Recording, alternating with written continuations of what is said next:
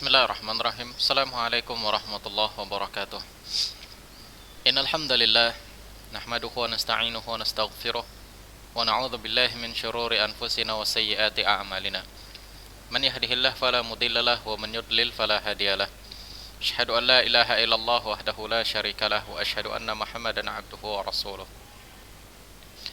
Faqala jalla wa ala ya ayyuhalladzina amanu taqullaha haqqa tuqatih ولا تموتن إلا وأنتم مسلمون يا أيها الناس اتقوا ربكم الذي خلقكم من نفس واحدة وخلق منها زوجها وبث منهما رجالا كثيرا ونساء واتقوا الله الذي تساءلون به والأرحام إن الله كان عليكم رقيبا يا أيها الذين آمنوا اتقوا الله وقولوا قولا سديدا يصلح لكم أعمالكم ويغفر لكم ذنوبكم ومن يطع الله ورسوله فقد فاز فوزا عظيما أما بعد فإن أصدق الحديث كتاب الله وإن أفضل الحديث حديث محمد صلى الله عليه وسلم وشر الأمور محدثاتها فإن كل محدثات بدعة وكل بدعة ضلالة وكل ضلالة في النار.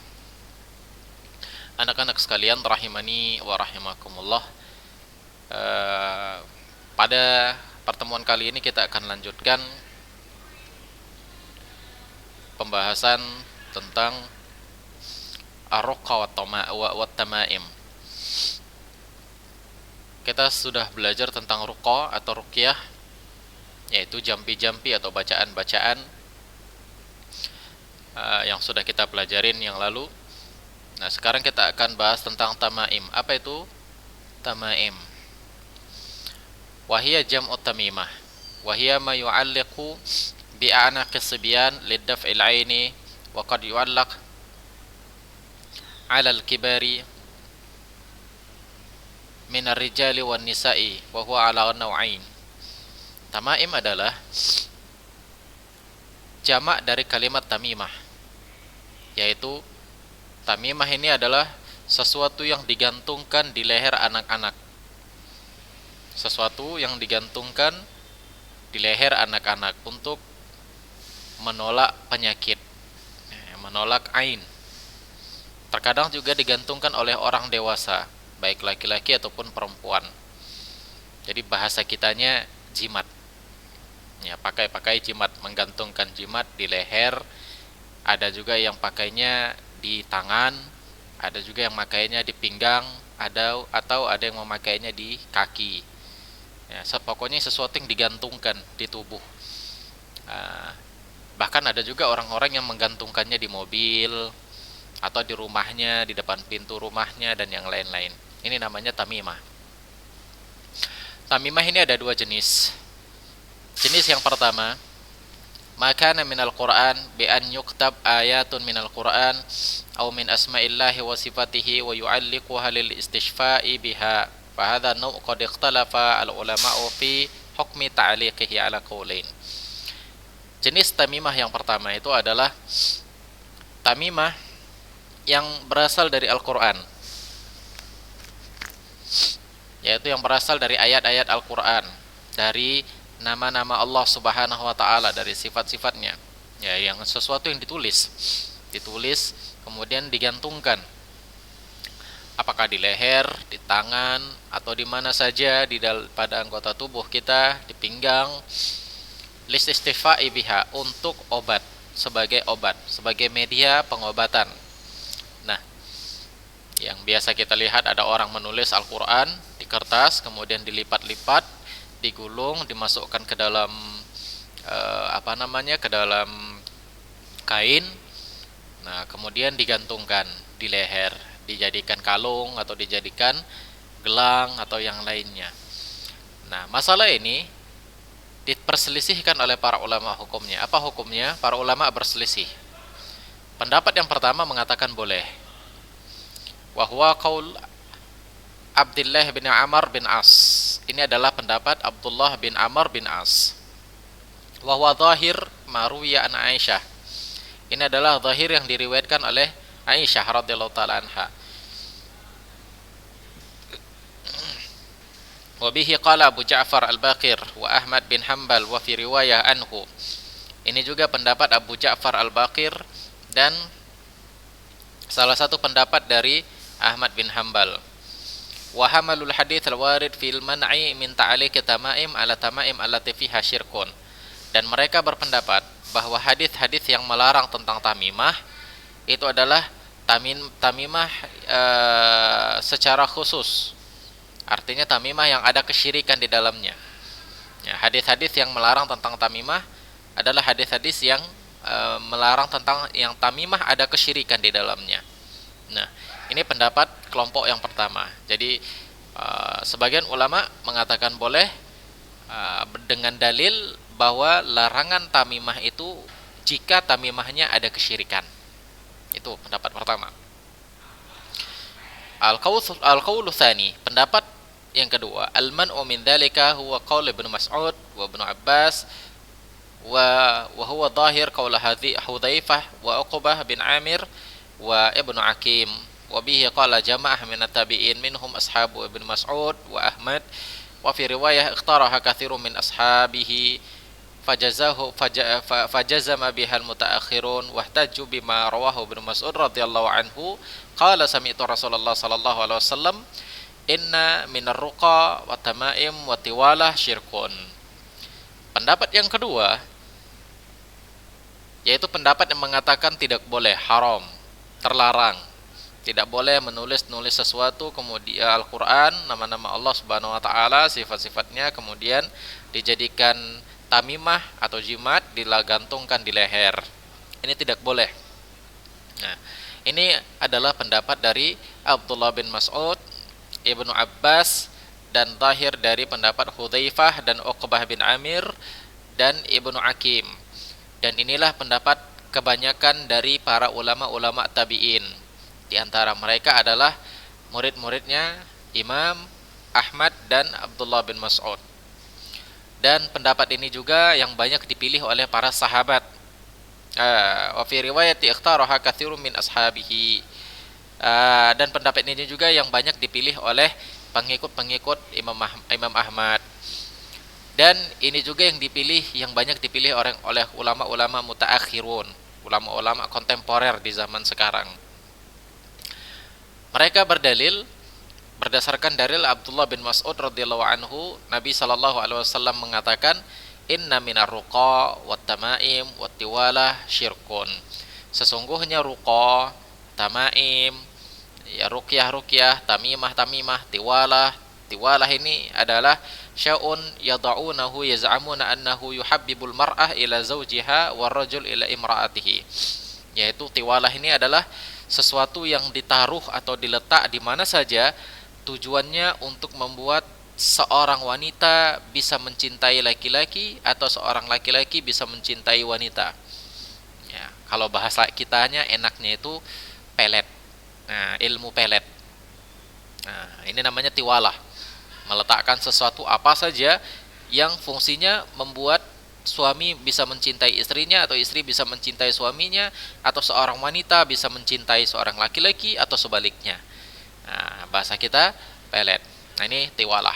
Apa kata Nabi SAW? Inna minar ruqa wat tamaim wat tiwalah syirkun. Sesungguhnya ruqyah, tamimah, tiwalah itu adalah syirik.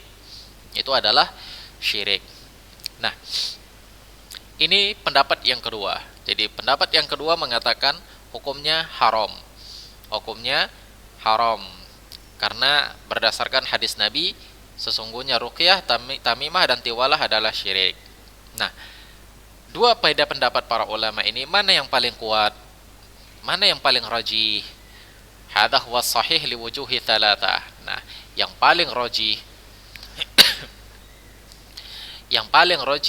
di antara pendapat para ulama itu adalah pendapat yang kedua ini, yaitu pendapat yang kedua, yaitu yang melarang tamimah, yang mengharamkan tamimah. Kenapa? Karena ada 3 aspek yang bisa ditinjau untuk membuat itu lebih kuat dalilnya, yaitu lebih mengarah kepada keharaman. Yang pertama, umumun nahyi wal mukhassisu lil umum. Yang pertama, larangan Nabi SAW berdasarkan dalil hadis Abdullah bin Mas'ud adalah larangan secara umum. larangan secara umum dan tidak ada dalil yang mengkhususkan bolehnya. Nah, tidak ada dalil yang mengkhususkan larangan secara umum ini. Itu yang pertama. Yang kedua, saddu dzari'ah. Fa innaha tahdi ila ta'liqi ma laysa mubahan. Yaitu menutup rapat-rapat pintu kesyirikan. Ya, alasannya menutup rapat-rapat pintu kesyirikan. Karena dikhawatirkan ya kalau dikatakan boleh menggantung-gantungkan sesuatu ke tubuh, membuat jimat dan yang lainnya, dikhawatirkan nanti orang-orang akan menggantungkan sesuatu yang tidak boleh, sesuatu yang terlarang. Ya namanya manusia kan, ketika dibilang wah boleh jimat kalau seandainya ditulis Al-Qur'an. Ditulis Al-Qur'an kemudian dimasukkan ke dalam kantung hitam kemudian digantungkan di leher, boleh hukumnya selama Al-Qur'an. Namanya manusia, namanya kaum muslimin yang mereka enggak semuanya orang-orang berilmu, mereka juga ada orang-orang jahil, mereka juga ada orang-orang awam. Nah, dikhawatirkan nanti mereka akan menulis sesuatu yang bukan Al-Qur'an atau apa saja yang kadang-kadang enggak paham kita artinya, kemudian dijadikanlah sebagai jimat, digantungkan. Nah, dikhawatirkan itu. Itu dari sisi yang kedua. Dari sisi yang ketiga, annahu idza 'allaqa syai'an minal Qur'an fala budda an yamtahinahu al-mu'alliqu bihamlihi ma'ahu fi hali qada'il hajah wal istinja'i wa nahwi dzalik. Orang-orang yang membolehkan untuk menggantungkan Al-Qur'an ya sebagai tamimah, dikhawatirkan dia nanti tatkala dia menggantungkan benda-benda tersebut, Al-Qur'an tersebut ke dalam ke lehernya, ke tangannya, ke pinggangnya atau kemana saja di tubuhnya, dikhawatirkan nanti ketika dia mau buang air, mau BAB atau mau kencing, dikhawatirkan dia juga akan membawa itu, sementara itu adalah Al-Qur'an. Nah, jadi dari tiga sisi ini, maka para ulama mengatakan yang lebih rajih hukumnya haram. Jadi tidak boleh menggantung-gantungkan sesuatu ke dalam leher, menggantungkan ayat Al-Qur'an, menggantungkan Al-Qur'an yang ditulis, kemudian dijadikan tamimah, diletakkan di leher, diletakkan di tangan, diletakkan di kaki, diletakkan di pinggang dan yang lainnya, ini hukumnya haram. Inilah pendapat yang rajih di antara perbedaan pendapat di kalangan para ulama. Taib. Tamimah jenis yang kedua. Jadi jenis yang pertama yang ditulis dari Al-Qur'an itu hukumnya tetap haram. Sekarang tamimah yang jenis kedua. Allati tu'alliqu 'alal ashkhas makana min ghairil Qur'an kal kharaz wal idam wal wada' wal khuyut wan ni'al wal masamir wal asma'i syayatin wal jin wat talasim fahada muharramun qata'an wa huwa minasyirk. Yang kedua adalah sesuatu yang digantungkan oleh orang lain selain Al-Qur'an. Ya, selain Al-Qur'an seperti biji-bijian digantungkan, atau tulang, atau benang, atau sandal, atau apa saja, nama-nama syaitan yang ditulis, atau apa saja digantungkan. Pokoknya selain Al-Qur'an. Digantungkan ke leher, digantungkan ke tangan, benda-benda apa saja yang digantungkan ke dalam tubuh, benda-benda apa saja yang digantungkan di tubuh. Nah, ini hukumnya haram dan ini termasuk kesyirikan. Ingat ya, ini untuk obat. Jadi mereka menggantungkan sesuatu dengan tujuan untuk obat, maka hukumnya haram. Hukumnya haram. Misalnya dia meyakini gigi harimau misalnya. Gigi harimau ini bisa memberikan kesembuhan, akhirnya digantungkan di leher, diikat, digantungkan di leher. Hukumnya haram, ini syirik. Nah, atau apa saja, sendal wali katanya. Wah, sendal wali ini berkhasiat, akhirnya dibawa-bawa kemana-mana. Ini hukumnya haram. Tulang, demikian juga benang-benang. Ya, ini hukumnya haram. Ya, benang-benang yang sebagaimana banyak kita lihat, ada benang merah, benang hitam, benang putih dan yang lainnya, hukumnya haram ini. Apalagi ditulis bahasa-bahasa yang kita tidak jelas itu bahasa apa. Bahasa Arab bukan, ayat-ayat Al-Qur'an bukan, hadis bukan, tapi tulisannya tulisan Arab. Cuman orang Arab nggak paham itu bacanya gimana. Nah, ini hukumnya haram. Kenapa? Li'annahu ta'allaqu ala ghairillah, li'annahu tu'alliqu ala ghairillah subhanahu wa ta'ala wa asma'ihi wa sifatihi wa ayatihi. Wa fil hadits man ta'allaqa syai'an wukila ilaihi. Kenapa ini diharamkan? Karena dia menggantungkan sesuatu selain Allah Subhanahu wa taala. Selain Allah, selain nama-nama dan sifatnya, selain ayat-ayatnya. Padahal di dalam hadis disebutkan man ta'allaqa syai'an wukila ilaihi. Siapa yang menggantungkan sesuatu, maka dia akan diwakilkan kepadanya. Dia akan dibuat pasrah kepada apa yang dia gantungkan. Nah, iya, kalau kita misalnya meyakini sesuatu, kita kan meyakini misalnya ada satu benda, misalnya kita bilang gigi apalah, gigi harimau lah. Ada orang yang mengatakan gigi harimau itu berkhasiat, itu bisa buat badan kebal, bisa macam-macam, bisa nggak akan kebal kena penyakit, bisa ini bisa itu. Maka orang yang punya keyakinan sesuatu tentang masalah itu, dia akan gantungkan diri dia, akan nanti akan tergantung kepada benda itu. Nah, diri dia akan tergantung kepada benda itu. Nah, ini dia. Ini yang kata Nabi sallallahu alaihi wasallam, man ta'allaqa syai'an wukila ilaihi. Barang siapa yang menggantungkan sesuatu, maka dia akan dipasrahkan dengan sesuatu tersebut. Jadi akan pasrah dengan apa yang ada pada benda-benda yang dia gantungkan tersebut. Nah, ay wakallahu Allahu ila dzalika syai'al ladzi ta'allaqahu.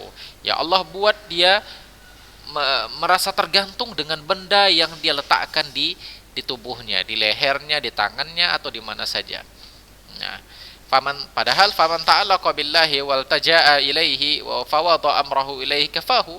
Padahal ya, siapa saja yang menggantungkan dirinya kepada Allah Subhanahu wa taala, menyerahkan dirinya kepada Allah Subhanahu wa taala, menyerahkan segala urusan kepada Allah Subhanahu wa taala, maka Allah akan cukupkan. Ya, sebagaimana Allah katakan di dalam Al-Qur'an, Allahus Samad, Allah tempat kita bergantung.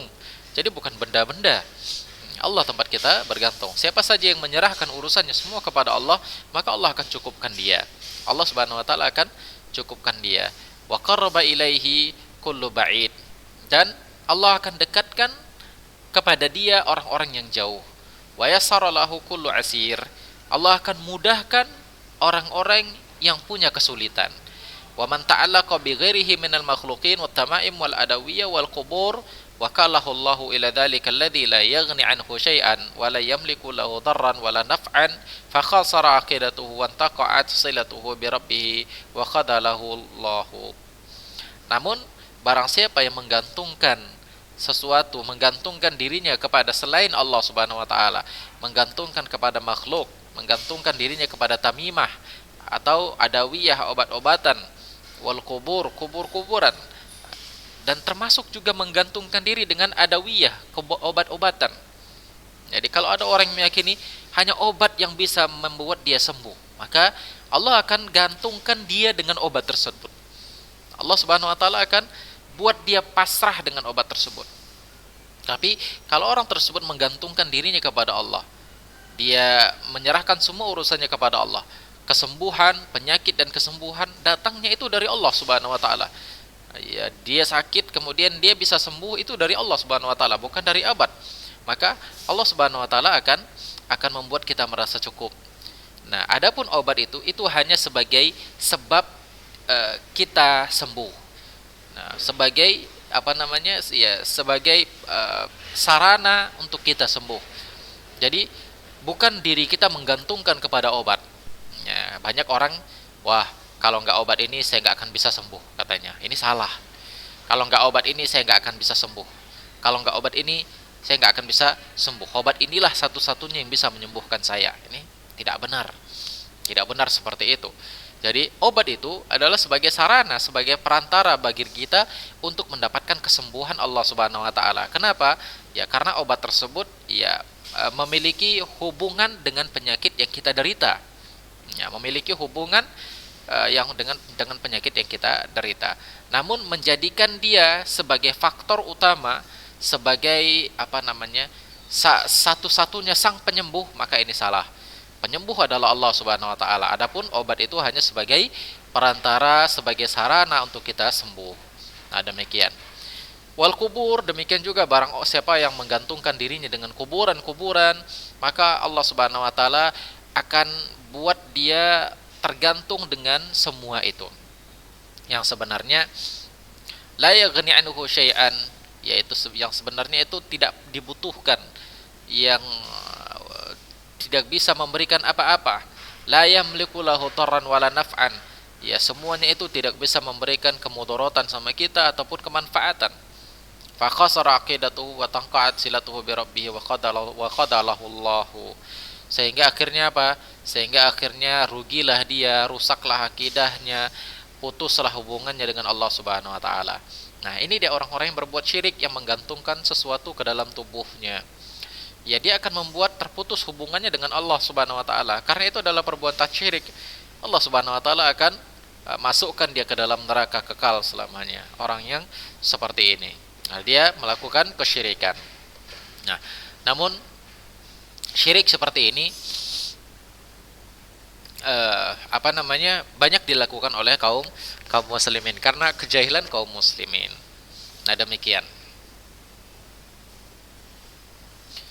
Wal wajib 'alal muslim al muhafadzah 'ala aqidatihi mimma yufsiruha aw yakhillu biha fala yata'ata ma la yajuzu minal adawiyah wa la yadhhabu ila al mukharrafin wal mash'udin